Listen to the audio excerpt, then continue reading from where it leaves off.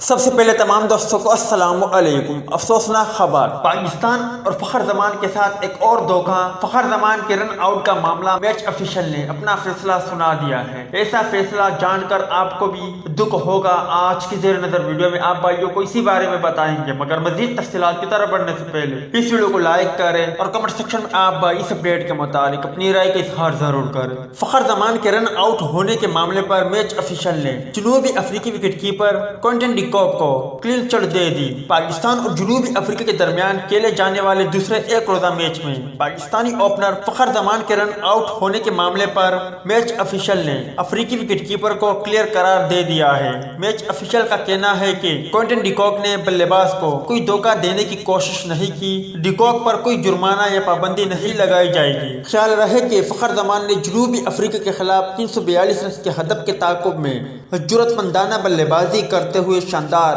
193 رن بنائے تھے، لیکن وکٹوں کے درمیان رن لینے کی کوشش کے دوران کوئنٹن ڈی کوک نے انہیں دوسری طرف توجہ کر دیا تھا۔ ان کے رن آؤٹ ہونے پر کرکٹ کے ماہرین میں بحث چڑھی ہوئی ہے اور ہر جانب سوشل میڈیا پر کوئنٹن ڈی کوک کو شدید تنقید کا نشانہ بنایا جا رہا ہے، اور ساتھ ہی ساتھ یہ بھی کہہ رہے ہیں کہ فخر زمان اور 5 رن اضافی ملنے چاہیے تھے، مگر افسوس ایسا نہیں ہوا۔ امید ہے دوستوں کہ آج کے مختصر ویڈیو بھی آپ بھائیوں کو پسند آئی ہوگی۔ ملتے ہیں کسی نئے ویڈیو میں، تب تک کے لیے اجازت دیجیے۔ اللہ حافظ۔